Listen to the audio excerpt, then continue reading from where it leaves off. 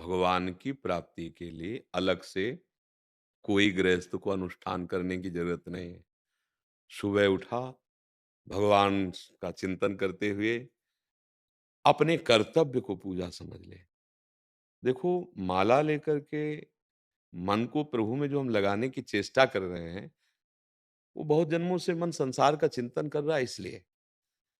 अगर हम झाड़ू लगा रहे हैं, राधा राधा, पोछा लगा रहे हैं, राधा राधा, किसानी कर रहे हैं, राधा राधा, व्यापार कर रहे हैं, राधा राधा, किसी का बुरा नहीं करते। मन वचन कर्म से किसी को दुख देने का भाव नहीं है।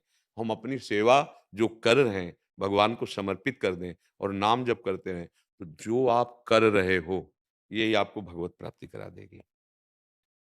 परम पूज्य श्री रैदास जी का पावन चरित्र तो सुना ही होगा। वो अपनी सेवा अपनी ही करते थे। उनके चरित्र में आप पढ़ लेना। बस नाम जप और अपनी सेवा, वो भगवान को समर्पित। इतने बड़े महापुरुष थे कि बड़े-बड़े सिद्ध उनके आगे कार्य अपनी सिद्धि का नहीं कर पाए।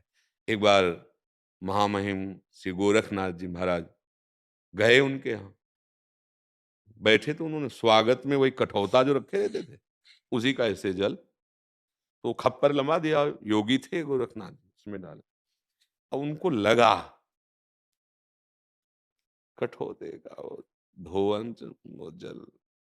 कबीरदास जी के यहाँ जाके रुके, तो संकल्प से प्रकट हुई उनकी पुत्री कमाली जी थी। तो वो कबीरदास जी ने कहा कि रविदास जी के पास गए कठौते में, उसका धोवन दे दे। तो इसको लाली इसको कहीं फेंक दो और धो के ले आओ। उन्हीं के सामने लिया, कहा हो भाग गए, तो पी गए और फिर धो के। जब उनका ब्याह हुआ तो अपनी जब ससुराल में थी तो गोरखनाथ जी उस नगर में कालांतर में गए और कहा कोई दानी हो हमारे खप्पर को भर दे। छोटा सा खप्पर, अब उसमें चाहे कुंतलों अनाज डाल दो, भर ही नहीं सकता। सिद्ध योगी थे गोरखनाथ जी, तो सब चमत्कार से प्रभावित थे। उनके घर के जो परिवार के थे उन्होंने कहा कि ऐसा ऐसा, तो उन्होंने कहा अभी मैं जाती हूँ, और एक मुट्ठी अनाज लिए ऐसे डाल दी, उफन गया खप्पर से। तो उनका तुम्हें ये सिद्धि कहाँ से प्राप्त हुई? बोले उसी कठौते के जल से, रैदास जी के, रविदास जी के कठौते के जल से। हाँ, मन चंगा तो कठौती में। अपना कर्म करके उन्होंने ऐसी महान स्थिति प्राप्त की कि उनके घर में ठाकुर जी विराजमान थे। जैसे घर में होते ना गोपाल जी ठाकुर जी, तो काशी के विद्वानों ने मना किया कि इनको पूजा का अधिकार नहीं है। राजा के पास शिकायत पहुंची कि अगर ऐसे पूजा ये करेंगे तो अकाल पड़ जाएगा। अब राजा तो विद्वानों की सलाह मानता है। चरित्र में उनके लिखा हुआ है, भक्तमाल जी नामक एक पावन ग्रंथ है जिसमें भक्तों का पावन चरित्र है। तो राजा ने बुलवाया, उन्होंने कहा कि ये लोग शिकायत करते हैं कि आप, तो उनका ठाकुर जी से पूछ लो कि सेवा करवाना चाहते कि नहीं करवाना चाहते। बोले कैसे पता चलेगा? बोले दूर सिंहासन रख दो, वो वैदिक मंत्रों से बुलाएं और हम ऐसे बुलाएंगे। जिनकी तरफ, अगर उनकी तरफ चले गए तो पूजा नहीं करवाना चाहते, हम गलत थे।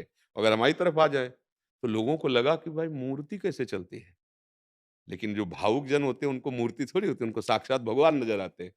तो अब वो वैदिक मंत्रों से उन्होंने आह्वान किया भगवान, और ये आंसू भरकर भगवान को कि प्रभु, यदि आप वास्तविक हमसे प्यार करते हैं तो आप आ जाइए। सिंहासन सहित आके छाती पे लग गया।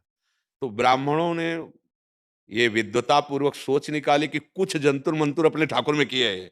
बुलाया, आ गए, बोले हम अपने ठाकुर विराजमान करेंगे और फिर अगर आ जाए तो मानो आपको सेवा का अधिकार। उनका ऐसा कर लीजिए, क्योंकि मूर्ति अलग हो सकती है, भाव थोड़ी अलग हो सकता है।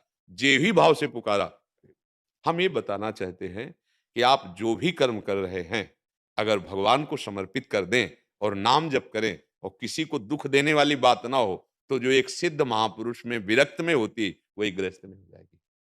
अब ये जरूर कठिन है कि गृहस्थ के कार्य करते हुए भगवान का नाम जप करना बहुत कठिन, हम मानते हैं। एकांत में बैठकर नाम जपने में तो मन कितनी परेशानी करता है, फिर कार्य करते हुए मन से भगवान का नाम जप करना। पर अगर अभ्यास किया जाए तो जब युद्ध के लिए भगवान कहते हैं मामनुष्मर युद्ध च, तो इसका मतलब युद्ध से कठिन कार्य कोई नहीं है, हम नाम जप कर सकते हैं। तो हम नाम जप करते हुए राधा राधा राधा, और जो कार्य करें वो प्रभु को समर्पित कर दें, उसी से भगवान प्रसन्न हो जाएंगे, उसी से भगवान मिल जाएंगे। मुझे लगता है कि अगर आपके पास समय नहीं है तो आप मत पूजा में बैठिए, आपका वो कर्म ही पूजा हो जाएगा यदि भगवान के लिए किया जाए, क्योंकि सारी सृष्टि भगवान की है और जो आपको कर्म करने का अधिकार दिया है वही उनकी पूजा है। अगर ऐसा ना मानेंगे तो फिर दो विभाग हो जाएंगे, एक भजन विभाग और एक संसार विभाग।